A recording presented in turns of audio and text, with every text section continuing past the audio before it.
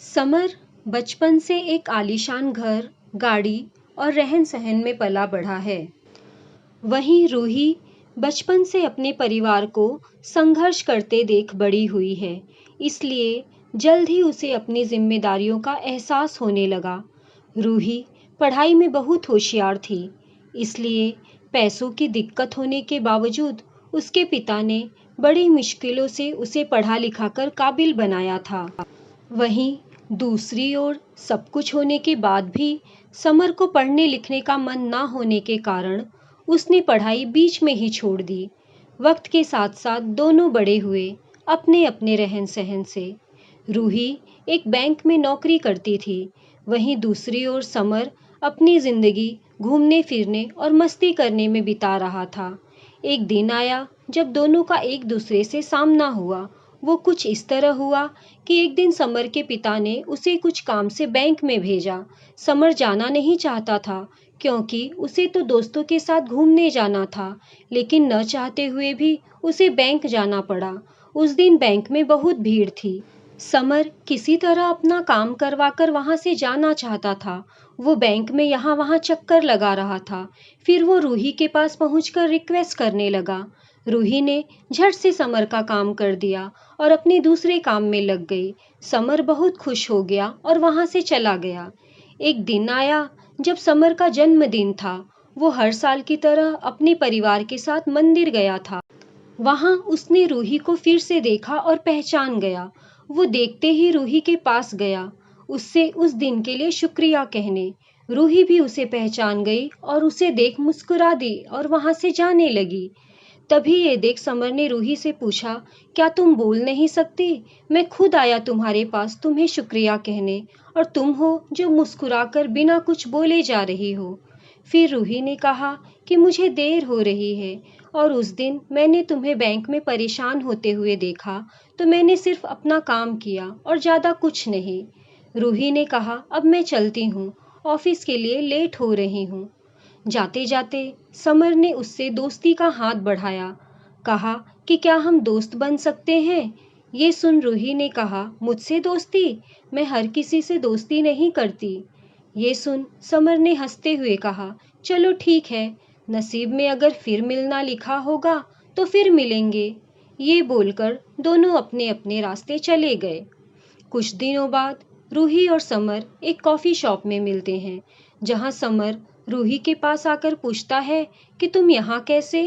रूही देखते हुए, बस यूं ही घूमने के लिए आई हूँ। समर ने पूछा, तुम्हारा आज ऑफिस नहीं है? रूही ने कहा, आज बस जल्दी काम खत्म हो गया था, तो सोची थोड़ा घूम लूं। फिर दोनों एक टेबल पर बैठे और कॉफी पीते पीते बातें करने लगे। समर ने रूही से कहा, अपने बारे में बताओगी कुछ?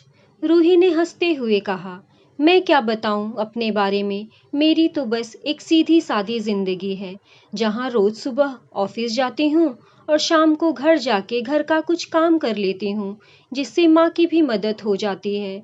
बस फिर खाना खा के सो जाना, फिर वही सुबह फिर से। फिर रूही ने पूछा कि आप क्या करते हो? ये सुन समर हंसने लगा और कहा, मुझे कुछ करने की ज़रूरत ही नहीं पड़ती, सब बिना कुछ किए ही मिल जाता है, तो क्यों करूँगा मैं कुछ? फिर रूही ने कहा, अच्छा है, फिर तो हम बहुत अलग हैं और हमारी ज़िंदगी भी एक दूसरे से काफ़ी अलग है। ये सुन समर ने कहा, हाँ, हमारी ज़िंदगी अलग है तो क्या हुआ, तो भी हम एक साथ बैठे तो हैं। फिर रूही ने मुस्कुराते हुए कहा, तुम्हारे साथ बैठी हूँ यहाँ, पर हमारा रहन सहन एक दूसरे से काफ़ी अलग है। इस पर समर ने कहा, रहन सहन अलग होने से क्या होता है? अगर तुम दिल से किसी के बारे में सोचोगी तो तुम्हें कोई अलग नजर नहीं आएगा। ये सुन रूही ने कहा, ये दिल विल कुछ नहीं होता है, जिंदगी जीने का तरीका भी बहुत मायने रखता है। सुन के समर मुस्कुराने लगा, कहा, ठीक है, जैसा तुम बोलो। फिर हर कुछ दिनों में दोनों मिलते रहते और बातें करते, फिर अपने अपने घर चले जाते। धीरे धीरे दोनों में बातें बढ़ने लगी और दोनों रोज मिलने लगे। रूही ऑफिस से निकल के कॉफी शॉप चली जाती और वहां समर उसका इंतजार करता रहता। फिर एक दिन समर ने कहा कि मुझे एक पूरा दिन तुम्हारे साथ रहना है, देखना है कि तुम क्या करती हो पूरा दिन। फिर एक दिन रविवार को रूही ने समर को मिलने के लिए बुला लिया ताकि वो पूरा दिन उसके साथ बिता सके। फिर रूही हमेशा की तरह पहले मंदिर गई, फिर वहां से आने के बाद अनाथ आश्रम गई, वहां छोटे छोटे बच्चों के साथ कुछ वक्त बिताया। फिर वहां से वह बीच पर गई और लहरों को देखती रही। कुछ समय बीच पे बिताने के बाद वहां से वह अपने घर आई और अपनी माँ को बिठाकर घर का बचा हुआ काम खत्म किया। फिर रात हो गई और फिर रूही ने कहा, ये रहता है मेरा छुट्टी का दिन और यही है मेरी आम जिंदगी, जहाँ जितना हो पाता है उतने में करने की कोशिश करती हूँ। ये सुन समर बिना कुछ कहे वहां से चला गया और पूरी रात सोचते रहा कि ऐसे भी लोग होते हैं जो अपना छोड़ दूसरे के बारे में इतना सोचते हैं, और एक मैं हूँ जो आज तक अपने माँ पापा की मदद तो दूर, आज तक पूछा भी नहीं कि वो कैसे हैं, वो करते क्या हैं। ये सब सोचकर समर भावुक हो गया और अपनी माँ के पास गया। उसने देखा माँ उसकी काम कर रही है। उसने जैसे ही माँ को पुकारा, माँ ने कहा, क्या हुआ, कुछ चाहिए तुम्हें, बोलो। ये सुन समर और भावुक हो गया और माँ को कहते हुए, नहीं कुछ नहीं, बस यूं ही आया था, और वहां से चला गया। बस वो एक पल था जब समर को एहसास हुआ कि सच में दिल से सोचने वाले लोग होते हैं। फिर क्या था, मानो समर की दुनिया ही बदल गई। अगली सुबह वो पापा के पास गया और कहने लगा, आज से मैं भी आपके साथ ऑफिस जाऊंगा, मुझे भी आपके काम का बोझ उठाना है। ये सुन उसके पापा सोच में पड़ गए कि ये क्या हो गया, मेरे बेटे को आज इतने सालों के बाद अचानक से ये ख्याल कैसे आया।